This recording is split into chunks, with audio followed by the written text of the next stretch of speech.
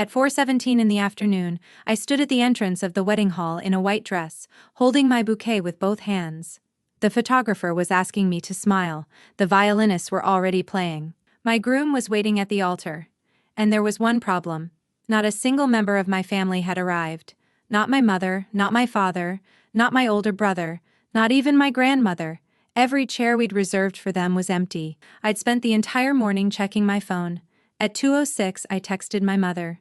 "Mom, where are you? The ceremony starts in an hour." She didn't answer. At 2:41, I called, straight to voicemail. At 3:12, I called my father. Nothing. At 3:38, my brother finally opened my message. He didn't reply. Then, at 4:01, my phone buzzed. It was my mother. Just one message. I stared at the screen, expecting an apology. Instead, she wrote, "Calm down. You'll be fine alone." I read it 3 times. Fine alone. On my wedding day. I looked at the empty chairs again, and something inside me went completely still, because suddenly I understood. They hadn't forgotten my wedding. They hadn't gotten stuck in traffic. They hadn't misunderstood the date. They had made a decision.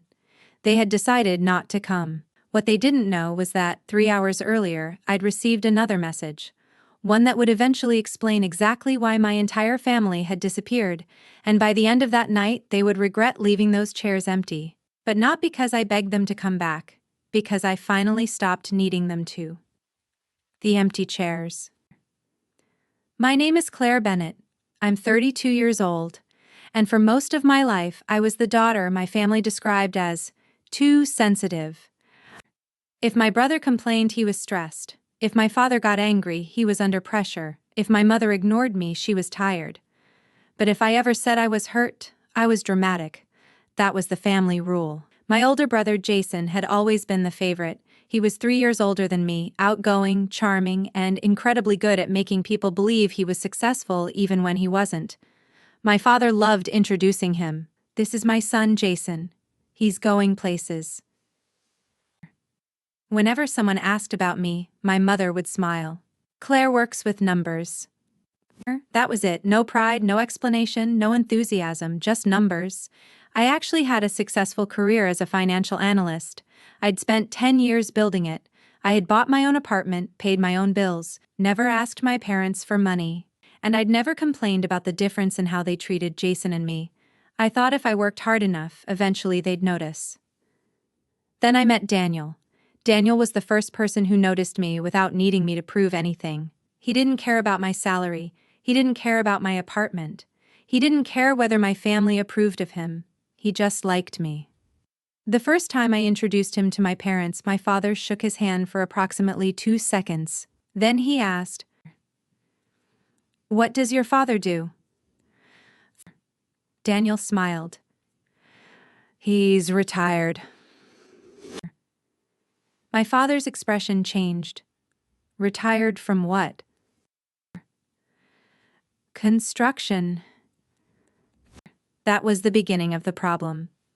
Because my father had expected me to marry someone who could impress his friends. Daniel wasn't that person. He was an architect, a very good one.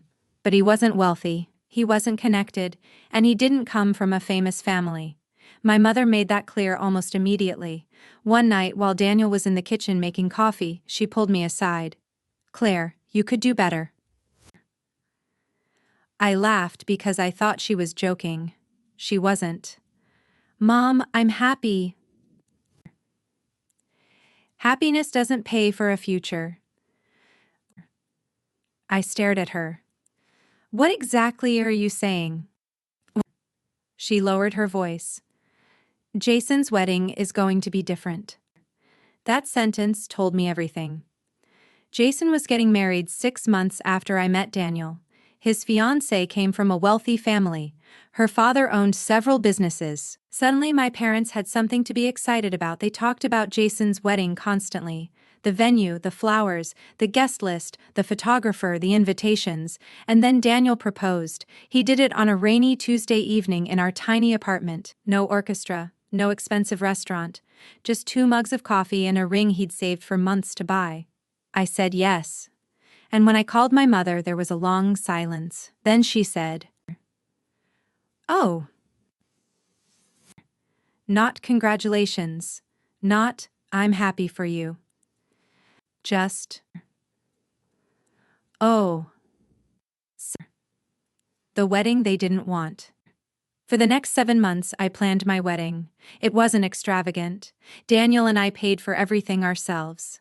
We booked a beautiful garden venue outside the city. There would be around 80 guests, close friends, a few coworkers, Daniel's family, and of course mine, or at least I thought there would be. My parents kept saying they were excited. My mother even helped me choose the flowers. My father promised to give me away. Jason was supposed to be one of the groomsmen. For a while, I believed everything was normal. Then strange things started happening. My mother began asking how much the wedding cost. My father asked whether Daniel had paid his share. Jason asked if I was sure about the venue. Then, one night, my mother said something that I couldn't forget. "Your wedding is very simple." I looked at her. "That's what we wanted." She nodded. "Of course." But the way she said it made simple sound like an insult. A week later, my father called. "Claire, we need to talk." "About what?" "Your wedding." My stomach tightened. "What about it?" He sighed. "Jason's wedding is the following month. Your mother thinks the timing is going to be difficult." I didn't understand. "Difficult how?" "You know how expensive everything is." I laughed. "You're not paying for my wedding." There was silence. Then my father said, "That's not the point." I knew immediately that it was exactly the point. He wanted me to cancel, or postpone, or make myself smaller, so Jason could have the family's full attention. I refused. 3 days later, my mother called. She didn't ask how planning was going. She said, "Your father is very disappointed. I can't live my life around Jason's wedding. You've always been selfish." That word again. Selfish. The daughter who paid her own way was selfish. The son who had borrowed thousands from them was finding himself. I finally asked the question I'd been afraid to ask. "Do you actually want to come to my wedding?" My mother was silent. Then she said, "Of course we do." But she didn't sound like she meant it. The message. 2 weeks before my wedding, my father stopped answering my calls. Jason canceled his role as groomsman. His excuse? Work. My mother said he was overwhelmed. Then my grandmother called me. Her voice was strange. "Claire, have you spoken to your father?" "Not recently." "There's something you should know." Before she could continue, my mother apparently walked into the room. The call ended. I tried calling back. No answer. That night, I received a message from Jason. "Don't make this harder than it has to be." I stared at it. I replied, "What does that mean?" He never answered. The next morning, I found something in my email. It was an invitation, not to a wedding, to an event. My father's business partner was hosting a private dinner on the exact evening of my wedding. My parents were listed as guests, so was Jason. I called my mother. She answered this time. "Mom, why are you going to Dad's dinner instead of my wedding?" Silence. Then she said, "Claire, stop making everything about you." I couldn't believe what I was hearing. "That's my wedding." "I know." "So, you're choosing a dinner?" "It's not just a dinner." "What is it?" She didn't answer. Then she said, "We'll talk later." The call ended. That was the last time I heard her voice before my wedding. The morning of my wedding. The morning of my wedding should have been perfect. Instead, I woke up with a strange feeling in my chest. I checked my phone. Nothing. No message from Mom, no message from Dad, no message from Jason. I told myself they were busy getting ready. At 10:15 I called my mother, no answer. At 11 my father, nothing. At noon, my grandmother, voicemail. Daniel found me sitting on the edge of the hotel bed. What's wrong? I showed him my phone. He didn't say anything for several seconds, then he sat beside me. Do you want me to call them? No. Claire, I don't want anyone at our wedding who doesn't want to be there. He took my hand. Then let's get married. I nodded, and for the first time that day I smiled. Maybe I didn't need them. Maybe I never had. You'll be fine alone. At 4:01, my mother's message arrived. Calm down, you'll be fine alone. I showed it to Daniel. His jaw tightened. That's cruel. I nodded, but I wasn't crying. That surprised me. I thought I would fall apart. Instead, I felt something I'd never felt around my family before. Freedom. I put my phone away, the music started, the doors opened, and I walked down the aisle alone, not because my family had forced me to, because I chose to. Daniel was waiting for me. He looked at me as if I were the only person in the room. When I reached him, he whispered, "You made it." I smiled. I did. We exchanged vows, we said yes, we kissed. And somewhere in the middle of the applause, I realized something. The empty chairs didn't matter anymore because the people who actually loved me were standing. The morning after? The next morning my phone exploded. 43 missed calls, 27 messages. Not from my parents, from relatives, cousins, family friends, people I hadn't heard from in years. One message said, "Claire, please call me. There's been a huge misunderstanding." Another, "Your parents didn't tell us what happened." Another, "I can't believe they did this to you." I stared at the messages. What happened? What hadn't my parents told them? Her first words were, "Claire, I'm so sorry." For what? She hesitated. For what your parents did. My heart started beating faster. What did they tell everyone? That you canceled the wedding. I froze. What? What? They said you were having some kind of breakdown. They told people you decided to get married privately. I couldn't speak. My mother hadn't just abandoned my wedding. She had created a story to make it look like I had abandoned them. Then my aunt said something that changed everything. They also told everyone you were going to announce something at the wedding. What announcement? I don't know.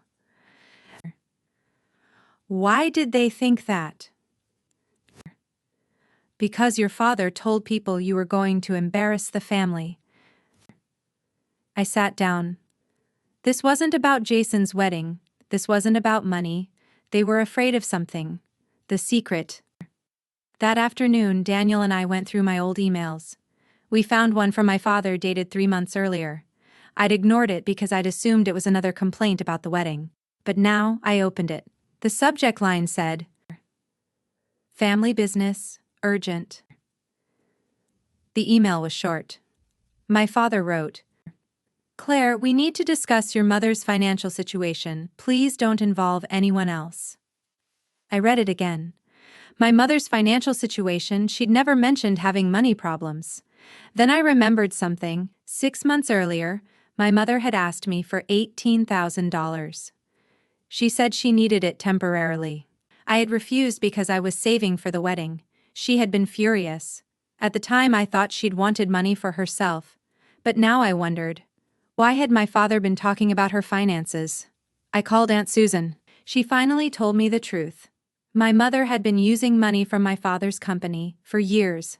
Hundreds of thousands of dollars. She had been transferring money into an account under Jason's name. Jason had used it to pay debts, credit cards, business losses, cars, even part of his upcoming wedding.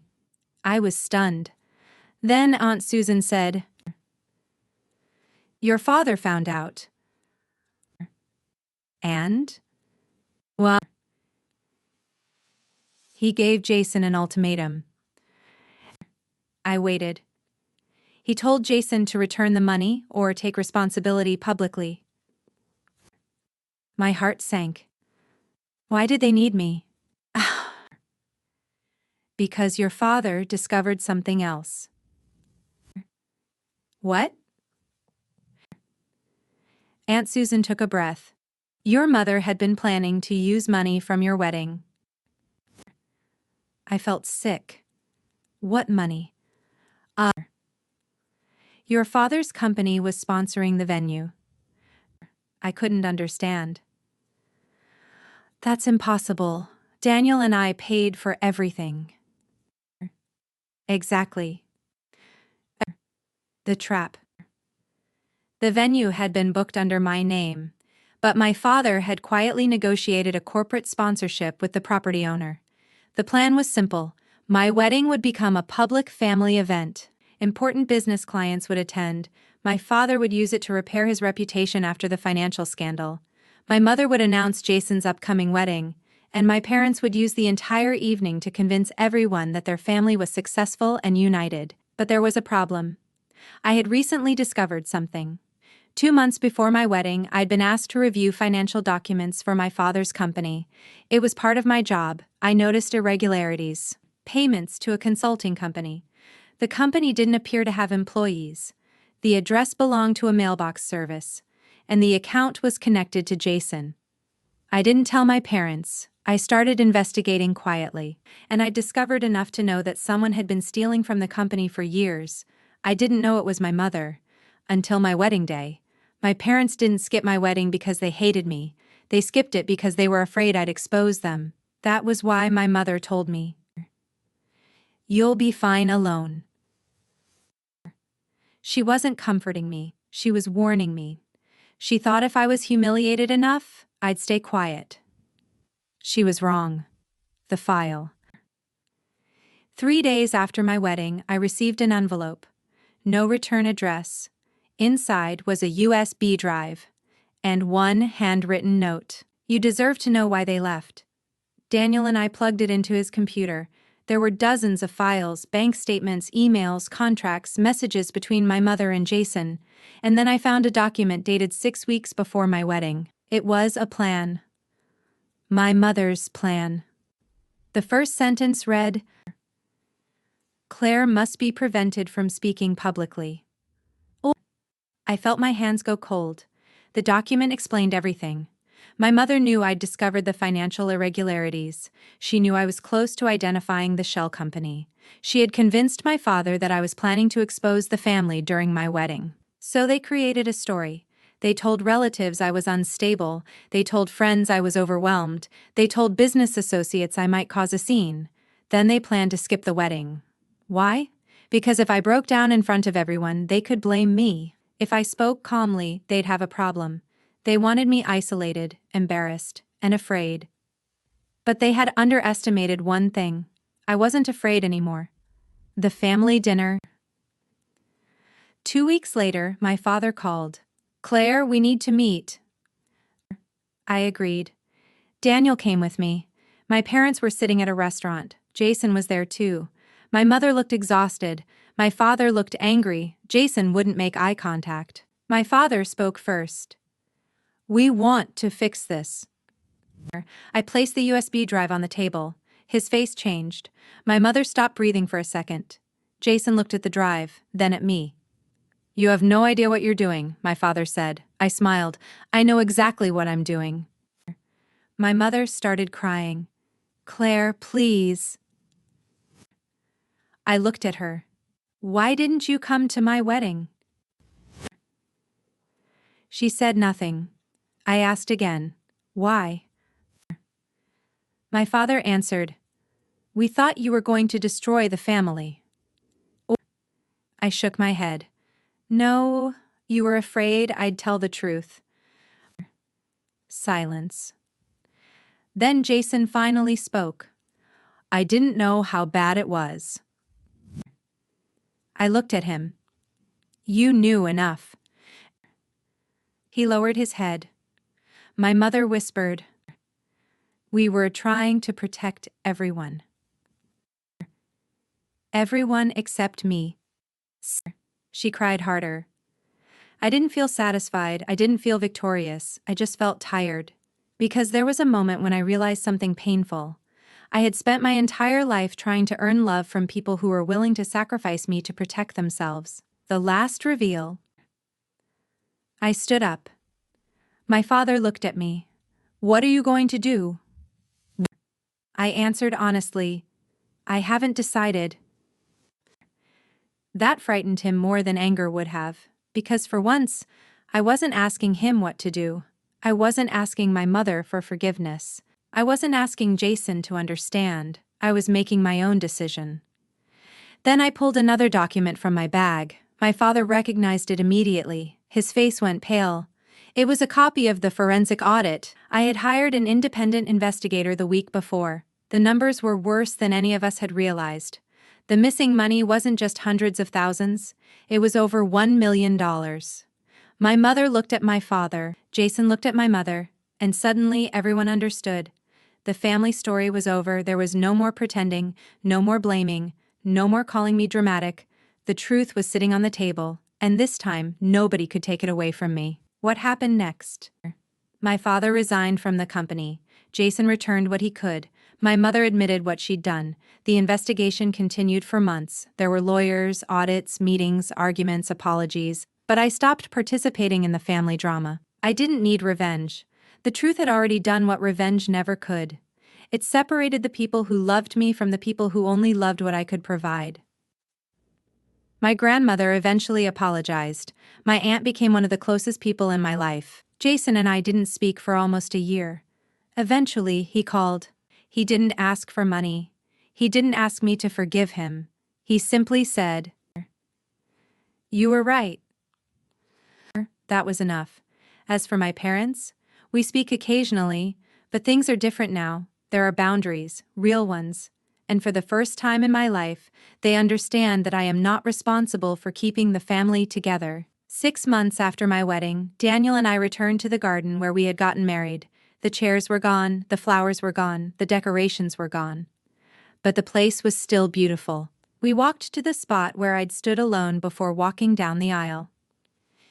Daniel took my hand. "Do you ever wish they had been there?"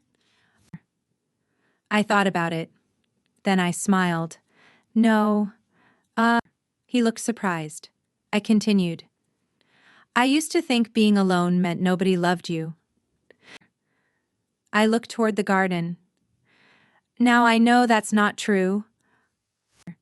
Being alone can mean you're finally surrounded by people who don't require you to become someone else." I had walked down that aisle without my father, without my mother, without my brother, and somehow I hadn't been alone. Daniel had been there. My friends had been there. His family had been there. And most importantly, I had been there for myself. My mother's last message had said, "Calm down. You'll be fine alone." She was right about one thing. I was fine. More than fine. Because the woman who walked into that wedding without her family was not the same woman who walked out. Before that day, I had spent my entire life waiting for my family to choose me.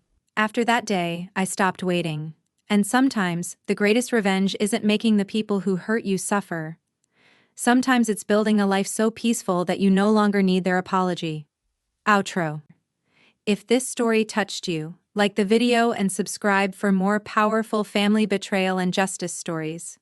And remember, sometimes the people who leave you standing alone are simply making room for the people who were meant to stay.